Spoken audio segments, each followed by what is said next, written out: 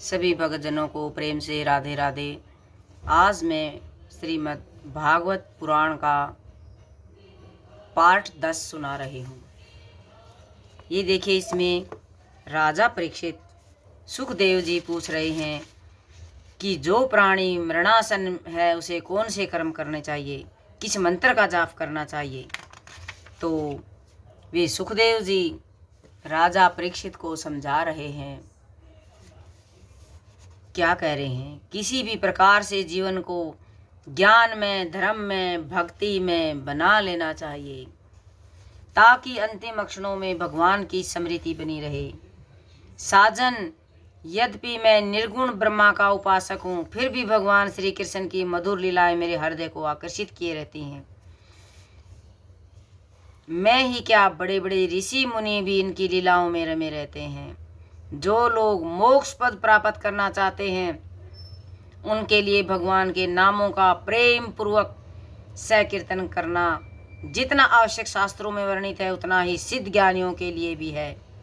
हे राजन, खट्टवंगा ने अपनी मृत्यु का समय जान 2 घड़ी में ही सब कुछ त्याग कर भगवान का अभय पद प्राप्त कर लिया था। मृत्यु काल आने पर प्राणी को घबराना नहीं चाहिए, बल्कि उस समय विराग से ममता का निरोध करना चाहिए तथा परम पवित्र एवं ओम, इन 3 अक्षरों का मानसिक जप करना चाहिए।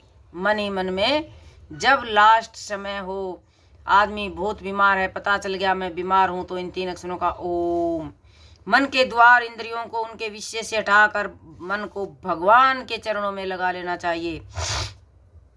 एक अक्षर को भी, प्रणव को न भूलें। प्रणव मीन्स ओम, एक अक्षर भी उस ओम वर्ड को ना भूलें। यदि भगवान, क्या पता जैसे ही प्राण छूटते हों और हमारा ध्यान दूसरी तरफ चला जाए, तो आदमी जब प्राण छूटते हैं और जो लास्ट में बिंदु के ऊपर जिस चीज़ का ध्यान होता है, आदमी उसी का जन्म पाता है। तो हमेशा इस ओम के वर्ड को बोलते रहें या कृष्ण के नाम का जप करते रहें। यदि भगवान का ध्यान करते समय मन रजोगुण से या तमोगुण से मूड हो जाए तो घबराना नहीं चाहिए, धैर्य के साथ योग के द्वारा वंश में कर लेना चाहिए। धारणा शिथिल होने पर भी भक्ति की प्राप्ति होती है। परीक्षित ने पूछा, हे महामुने, धारणा किस साधन से, किस प्रकार की और किस वस्तु में की जाती है, उसका स्वरूप क्या है?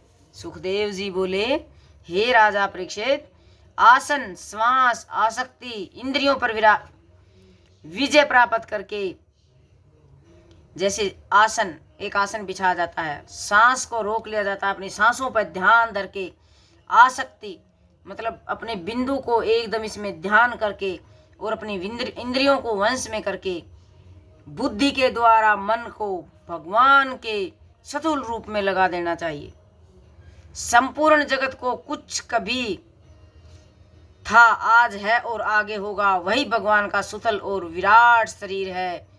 जल, अग्नि, वायु, अहंकार, आकाश, मह तत्व और प्रकृति के इन 7 आवरणों से घिरे इस ब्रह्मांड शरीर में जो विराट पुरुष भगवान स्थित हैं, वे ही धारणा के आश्रय हैं। उन्हीं की धारणा की जाती है। तत्व पुरुष पाताल को विराट के तलवे, एड़ियां, पंजे, रसातल को, एड़ी के ऊपर की गांठ, महातल को पैर की पिंडलियां, सतुल को दोनों घुटने, वितल को जांघें, अतल को पेडू, भूतल उनके नाभि रूप सरोवर को आकाश कह करके कल्पना करते हैं। स्वर्ग लोक को आदि पुरुष परमात्मा की छाती, महर लोक को गला, जन लोक को मुख, तप लोक को ललाट कहते हैं।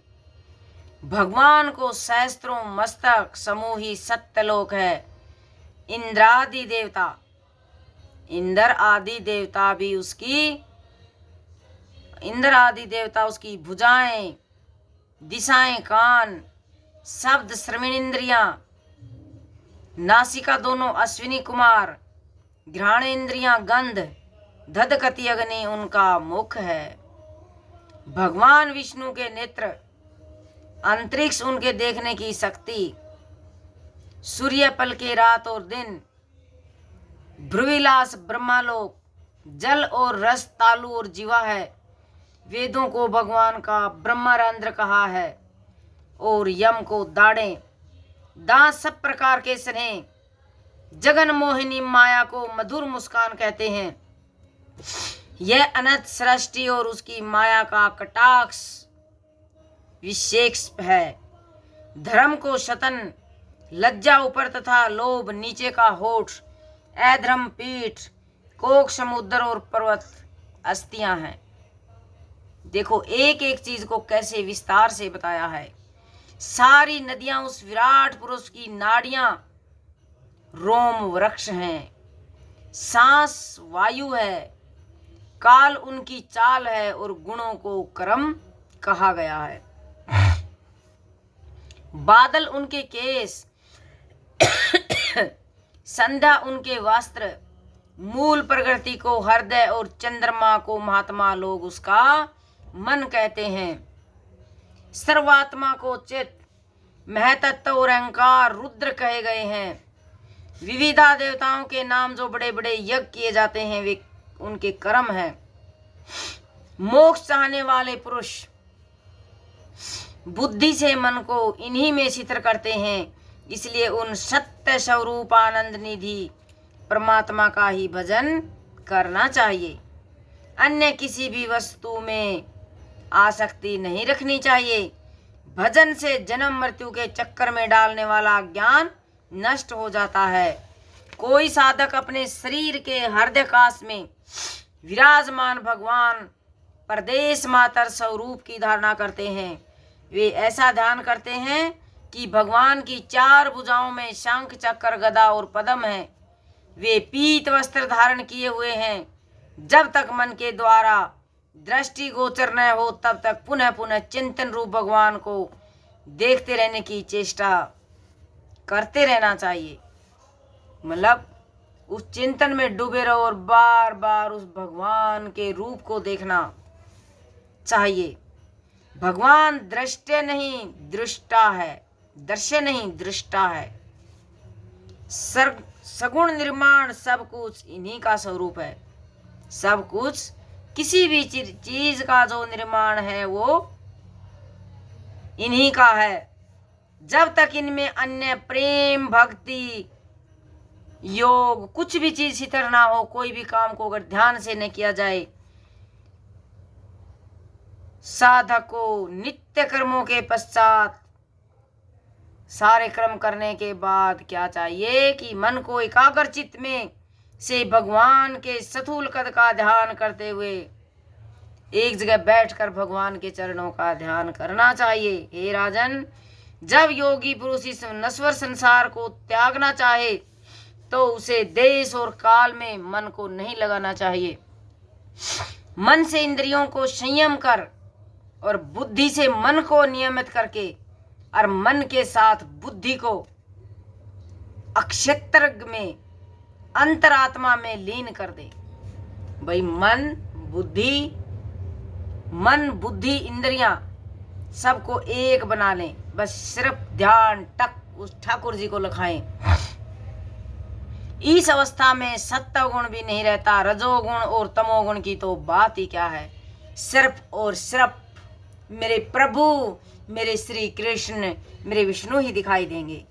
जो बुद्धिमान पुरुष हैं वे भले ही निष्काम कामनाओं से युक्त या मोक्ष चाहने वाले हों, उन्हें भक्ति योग के द्वारा केवल भगवान की आराधना करनी चाहिए, भगवत भक्तों का संग करना चाहिए। इसे दुर्लभ ज्ञान की प्राप्ति होती है। हृदय शुद्ध होकर आनंद का अनुभव करने लगता है, क्योंकि ये इतना करने पर हमारा हृदय प्रेम भाव से गदगद हो जाता है और आनंद का अनुभव करता है। उसे इंद्रियों के विषय में आसक्ति नहीं रहती, क्योंकि इंद्रियां क्या है, हमारे भोग विलास का कार्य करती हैं। और ये आसक्ति नहीं रहेगी तो भक्ति योग की प्राप्ति हो जाएगी। ब्रह्मनिष्ठ योगी को इस प्रकार देह त्याग करना चाहिए। हे राजन, मैंने वेदोक्त सनातन मार्ग का तुमसे वर्णन किया। ये सुखदेव जी बोल रहे हैं कि हे राजन, मैंने आपको सभी चीजों को बता दिया। अब संसार चक्कर में फंसे प्राणी को जिस साधना भगवान की भक्ति प्राप्त हो वही श्रेष्ठ है। भाई आदमी को, इंसान को, सन्यासी को किस तरह भक्ति प्राप्त हो वही कार्य करें, लेकिन भक्ति करें। तुमने जो मुझसे पूछा मरते समय मनुष्य को क्या करना चाहिए, उसका आंसर, उसका उत्तर मैंने दे दिया। महात्मा सुखदेव जी से भगवत तत्व को सुनकर परीक्षित ने पुनः प्रश्न करते हुए कहा, दोबारा फिर प्रश्न किया राजा परीक्षित ने, हे मुनीश्वर, भगवान अपनी माया से इस संसार की सृष्टि, रक्षा और संहार किस प्रकार करते हैं? भाई भगवान अपनी माया से इस संसार की कैसे सृष्टि करते हैं, कैसे रक्षा करते हैं, कैसे संहार करते हैं?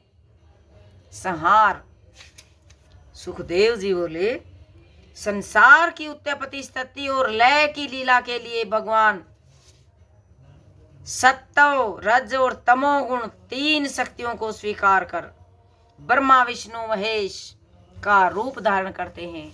यह एक ही है, कोई अलग नहीं है भगवान, लेकिन इनके रूप अलग अलग हैं। अलग अलग रूप लेके अलग अलग इनको बांटा गया है। आपने ये काम करना, आपने ये अब आपको मैं पार्ट 11 में सुनाऊंगी। राधे राधे।